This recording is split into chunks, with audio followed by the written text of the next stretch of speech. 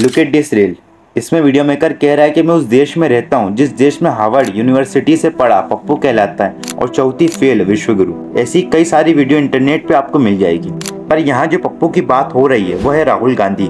आखिर क्यों राहुल गांधी का पॉलिटिकल करियर इतना फॉल में रहा है? राहुल गांधी की ताकत है कि 10 साल में 90% चुनाव हारने के बाद भी he is convinced that he is on the right path। जब 2004 में यंग राहुल गांधी पहली बार अमेठी से सांसद बने थे, 2004 से 2014 तक यूपीए सरकार पावर में रही थी। उनकी मां सोनिया गांधी यूपीए अलायंस को लीड कर रही थी। मनमोहन सिंह देश के पीएम थे। तब मनमोहन सिंह ने मल्टीपल टाइम राहुल गांधी को कैबिनेट में मिनिस्ट्री ऑफर की थी, पर उन्होंने हमेशा मना कर दिया, जिसकी वजह से वो एक नॉर्मल आम सांसद रह गए। उनके पास कोई पावर नहीं थी, जबकि वो फॉर्मर पीएम राजीव गांधी के बेटे थे। पर जब 2009 में लोकसभा इलेक्शन हुए तभी कांग्रेस को एक हिस्टोरिकल जीत मिली, 206 सीटें, जिसका राहुल गांधी को भी श्रेय दिया गया क्योंकि उन्होंने काफी मेहनत की थी। पर ऑपोजिशन को पता था आज नहीं तो कल राहुल गांधी पावर में आएंगे और एक बड़े पॉलिटिशियन बन सकते हैं। इसी वजह से ऑपोजिशन जनता के बीच उनका मजाक बनाने लगी। 2010 के बाद राहुल गांधी को एक एक्टिविस्ट लीडरशिप मिली और उस वक्त 2G स्कैम, CYG स्कैम में से काफी सारे स्कैम बाहर आने लगे। कांग्रेस घेराव में आने लगी, जनता जवाब मांगने लगी, पर राहुल गांधी इन पर कुछ बोल नहीं पाए।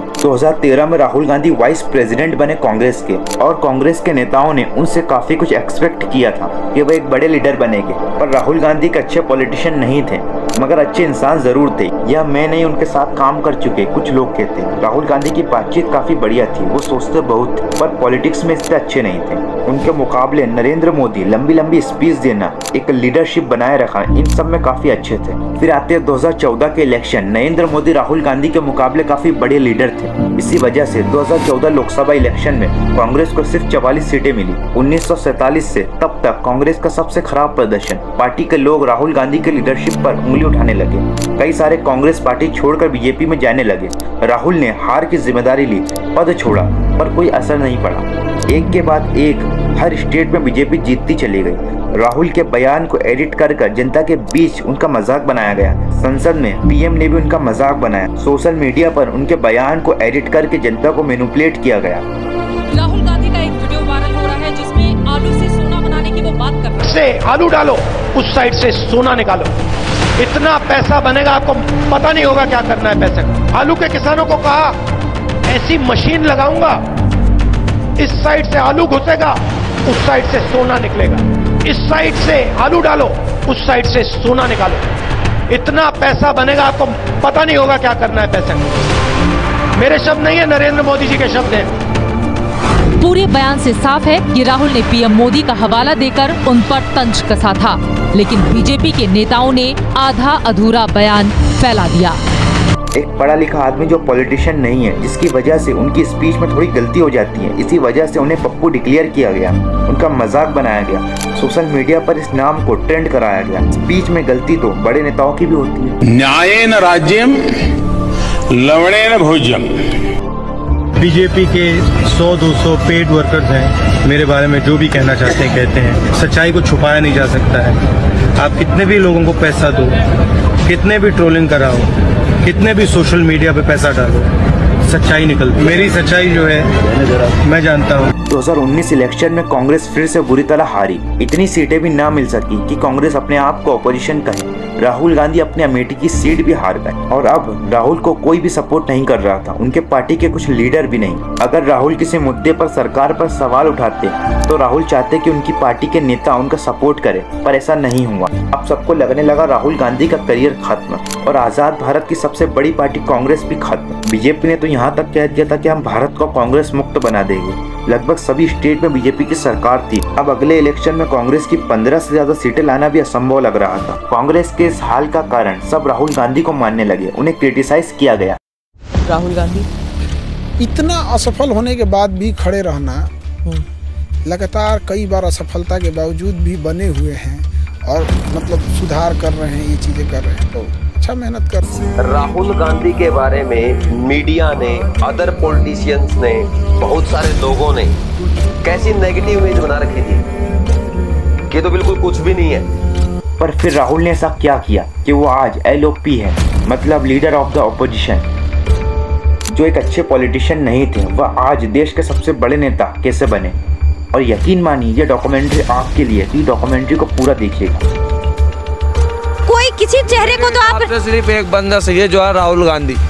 उसको तो पप्पू कह रहे हैं। कौन? ये बुलवाना। पप्पू तो है ये पप्पू तो है। तू सबसे बड़ा पप्पू है। शकल देखे कभी तेने? जियान। अरे तो जियान है आप।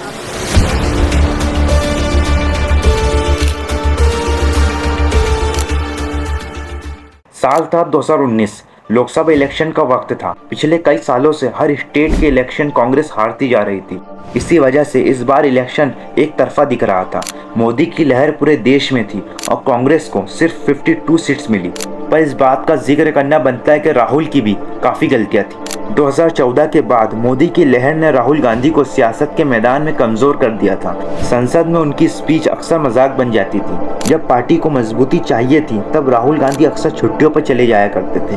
2014 से 2020 के दौरान वह एक मजबूत ऑपोजिशन लीडर के रूप में उभर नहीं पाए। मुद्दा यह भी था कि राहुल के अलावा कांग्रेस में ऐसा कोई नेता नहीं था जो उन 6 सालों में सरकार के खिलाफ एक लीडर के रूप में खड़ा हो सके। जितना ज़रूरी हमारे देश के लिए, हमारी डेमोक्रेसी के लिए एक अच्छी सरकार है, उतना ही ज़रूरी एक अच्छा ऑपोजिशन जो सरकार पर हमेशा नज़र रखे। अब सवाल यह नहीं था कि कांग्रेस 2024 का इलेक्शन जीतेगी या नहीं। सवाल ये था कि 2024 इलेक्शन में कांग्रेस ऑपोजिशन पार्टी के रूप में रहेगी या नहीं, क्योंकि इलेक्शन लीड कर रहे राहुल गांधी अमेठी से अपनी ही सीट हार गए। उन्हें नॉन सीरियस पॉलिटिशियन करके ट्रोल किया जाने लगा। कांग्रेस के नेता बीजेपी में जाने लगे और कांग्रेस टूटने लगी। कई सालों तक हार मिलती रही। तभी 7 सितंबर 2022 को राहुल गांधी भारत जोड़ो यात्रा की शुरुआत करते हैं। कोई शक्ति इस पद यात्रा को नहीं रोक सकती, क्योंकि ये पद यात्रा हिंदुस्तान की आवाज है। My mother and my grandmother Indira Gandhi ji fought an election from here and got wholehearted support.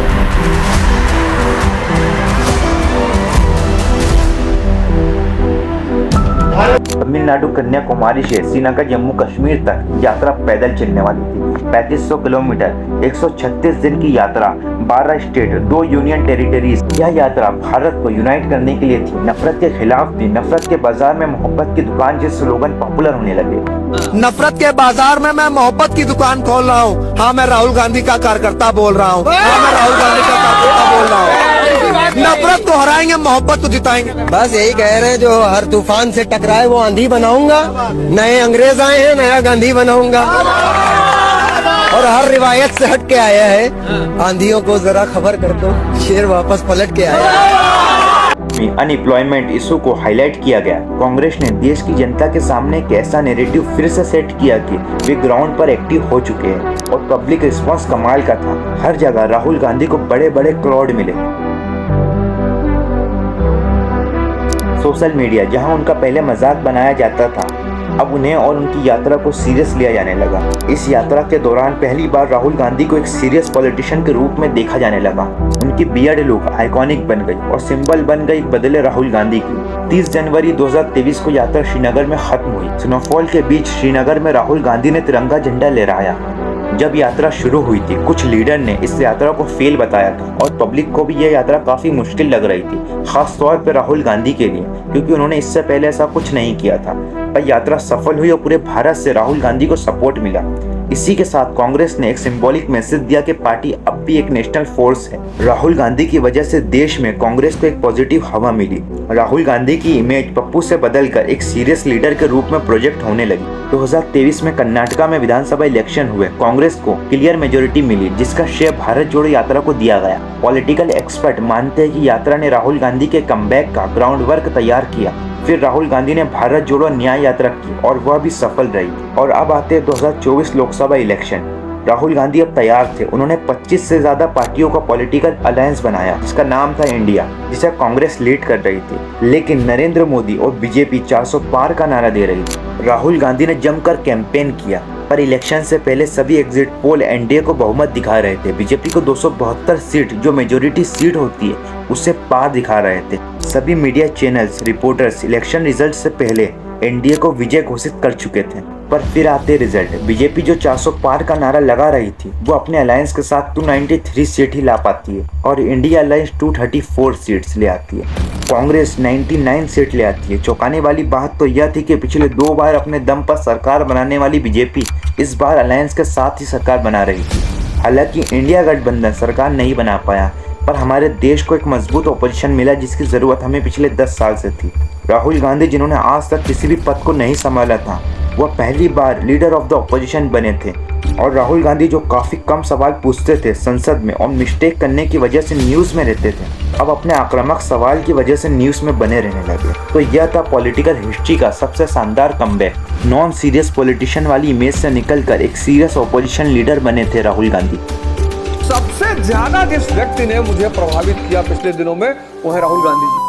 20 साल उस आदमी का मजाक उड़ा। एक समय ऐसा आया जब उस आदमी ने संसद में कहा कि हाँ मैं पप्पू हूँ। जब मैंने वो सीन देखी मैंने कहा दो बातें हो सकती है, जब आदमी अपनी बुराई करे या तो गुस्सा हो रहा है और या फिर परिपक्व हो रहा है। अपनी बुराई करना सबकी औकात नहीं है। जिस दिन राहुल गांधी जी ने कहा था हाँ मैं पप्पू हूँ, उसी दिन मैंने कहा था या तो ये आदमी परिपक्व हो रहा है और या विक्षिप्त हो रहा है। और 2024 के इलेक्शन ने साबित कर दिया कि वो आदमी परिपक्व। आप देखिए 20 साल बेइज्जती सही, अपमान सहा, कई बार तो हम ही ने कमेंट किया, लेकिन वो आदमी साधना करता रहा, चलता रहा, घूमता रहा, मिलता रहा, लोगों से गले लगाता रहा और फ्री निकल गया उस आदमी का 2024 में। इस बार की कट ऑफ 90+ जाएगी, 99 सीट उस आदमी के पास है, फ्री निकल रहा है उस आदमी का। बस राहुल गांधी तैयारी ना छोड़ें। अगर इस तरह से साधना वो करते रह गए तो 29 में उनका मेंस भी निकलेगा और इंटरव्यू भी निकलेगा। उनकी पॉपुलैरिटी बढ़ती जा रही थी और वह प्राइम मिनिस्टर कैंडिडेट भी थे क्योंकि उनके पास अनुभव था 5 बार सांसद बनने का, हजारों किलोमीटर की यात्रा करने का, जमीन पर उतरकर लोगों से बातचीत करने का। अब आप मेरी बात समझ रहे होंगे। जिस बंदे को आज से 10 साल पहले जनता किसी भी पद पर नहीं देखना चाहती थी, अब जनता उसे देश का प्राइम मिनिस्टर दिखना चाहती है। मतलब बंदे ने मेहनत तो की है। इधर क्या लग रहा है, कौन पॉलिटिशियन अच्छा है? इधर राहुल गांधी है। राहुल गांधी राहुल गांधी राहुल गांधी राहुल गांधी राहुल गांधी राहुल गांधी राहुल गांधी राहुल गांधी राहुल गांधी राहुल गांधी राहुल गांधी। बेहतर नेता कौन है, नरेंद्र मोदी या राहुल गांधी?